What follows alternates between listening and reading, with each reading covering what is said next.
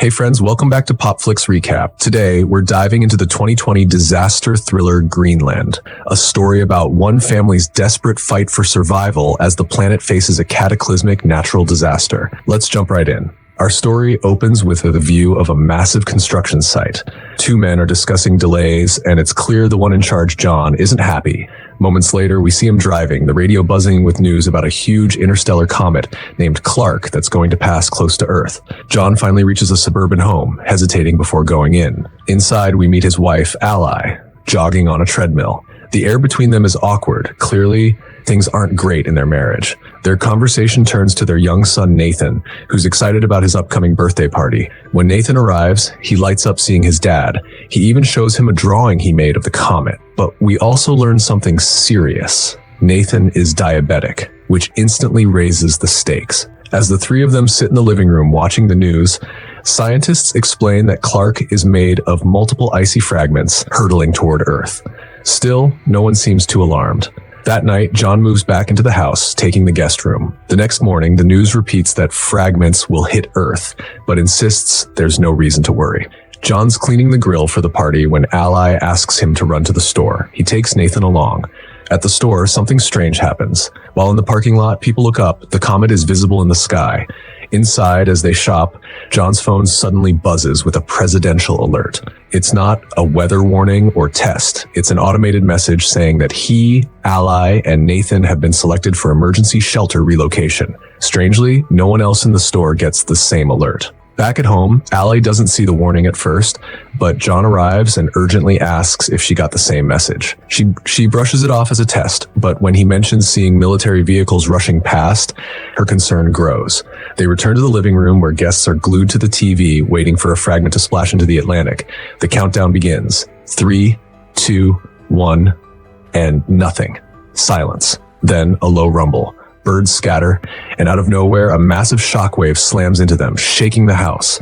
The news breaks in. A fragment didn't hit the ocean at all. It obliterated a city in Florida. The shockwave felt thousands of miles away. The orbital footage is terrifying. And the question hangs heavy. Are more fragments coming? Before they can process, John's phone buzzes again, another presidential alert, this time playing out loud on both his phone and the TV. John gets this super urgent message on his phone. And here's the twist. No one else around him got it. The message basically says, only you and your immediate family are allowed to the shelter, and it even includes a special security code for their flight. That's it. No neighbors, no friends, just them. Naturally, everyone else freaks out, and John and his wife, Allison, start packing in a panic, especially because they need to make sure they have enough insulin for their son, Nathan. The boy's worried about his grandpa, while Allison is frantically gathering food and listening to terrifying news updates. John goes to get Nathan, who says something chilling. The sky is on fire.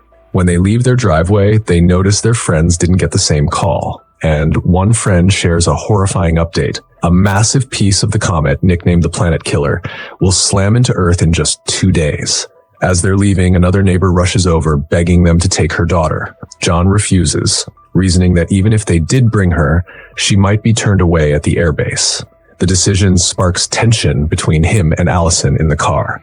Driving through chaos, they see people already looting stores. Soon, they hit a massive traffic jam, so John quickly takes a side road. On the radio, the news is worse than ever. More impacts are hitting, and some could wipe out entire cities, or even trigger an extinction-level event. They finally reach the airbase, which is heavily guarded. Outside, a desperate crowd is being denied entry, but the family pushes through with their barcode and gets in. Inside, they're issued wristbands for ID and to repack everything into one small bag. That's when disaster strikes. Nathan's insulin is missing. John rushes back to the car to retrieve it, while Allison tells a soldier about her missing husband, but accidentally mentions Nathan's diabetes. Huge mistake. She's taken to a superior officer who coldly informs her, people with chronic illnesses are not allowed on the plane. No exceptions. Allison pleads, but it's no use. She and Nathan are escorted out of the base. Meanwhile, John returns, unaware of what just happened. Thinking they're ahead of him, he heads straight toward the planes. He boards one that's ready for takeoff and tries calling Allison, but no answer.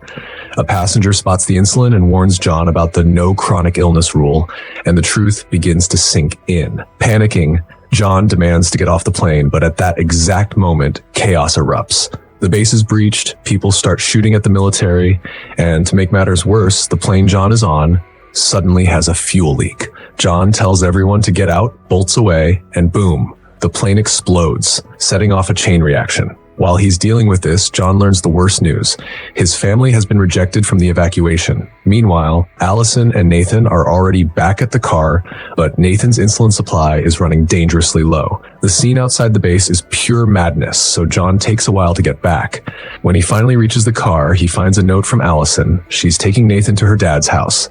On their way, Allison stops at a pharmacy, checks Nathan's blood sugar, and looks for insulin. But just then, a gang bursts in, shooting people without hesitation. She manages to escape with Nathan and gets a ride from a couple headed in the same direction. But here's where it turns ugly. The couple's behavior changes fast. Suddenly, they kick Allison out on the highway, steal her wristband, and drive off with Nathan. John, on the other hand, hitches a ride north in a truck. He chats with a man named Colin, who reveals a possible way out. Head to Canada, find a pilot who's taking people to military shelters in Greenland. Colin even tells John to bring his family there. But trouble's brewing. One passenger notices John's wristband and demands it. John refuses, and the fight that follows causes the truck to crash. Colin dies, and John is forced to kill the man who attacked him. Meanwhile, Nathan is still with the kidnappers, arriving at an airport base. But the moment they try to pass as his parents, Nathan blurts out the truth to a soldier.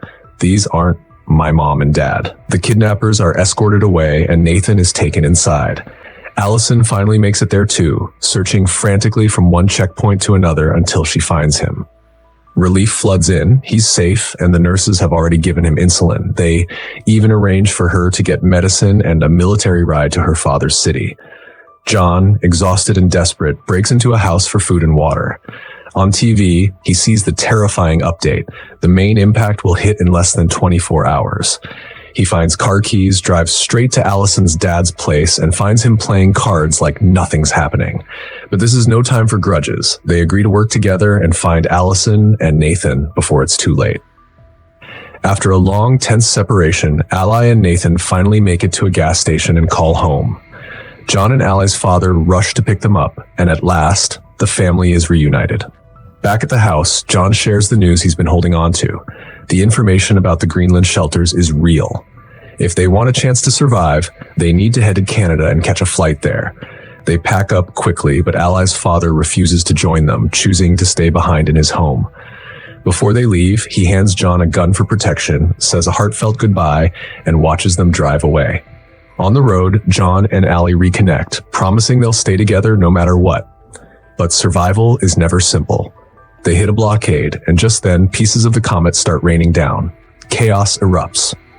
John swerves out of the traffic line, searching for shelter, while Ally shields Nathan in the back. They find temporary refuge under a bridge where other people are hiding, but John notices a man trapped in a burning car and runs out to save him.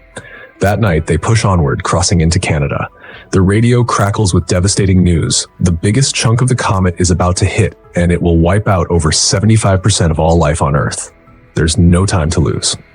Spotting two planes, John drives straight in front of one just before it takes off, forcing it to stop. The pilot doesn't want to let them aboard. He's already at full capacity, but desperation wins him over. As they fly toward Greenland, John dreams of better days. But reality strikes fast. The area looks untouched until a massive fragment slams into the ocean nearby, sending a shockwave straight at them. Both engines fail.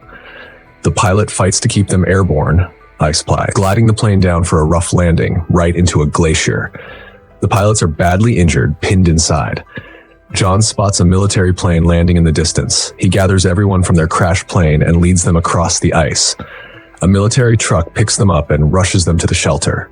But time is almost up. The planet killer impact is only minutes away. Soldiers urge everyone deeper inside. The doors seal shut and the roar of destruction begins. In the darkness, John flashes back to the life they had before all this, when they were happy together. 9 months later, the doors open. The world outside is unrecognizable. Cities are gone, the land is scarred, but there's no radiation, and the dust has settled. They step outside as a bird soars overhead, a sign that life has survived. Across the globe, radio signals crackle. Other survivors are out there. In the middle of devastation, there's still hope.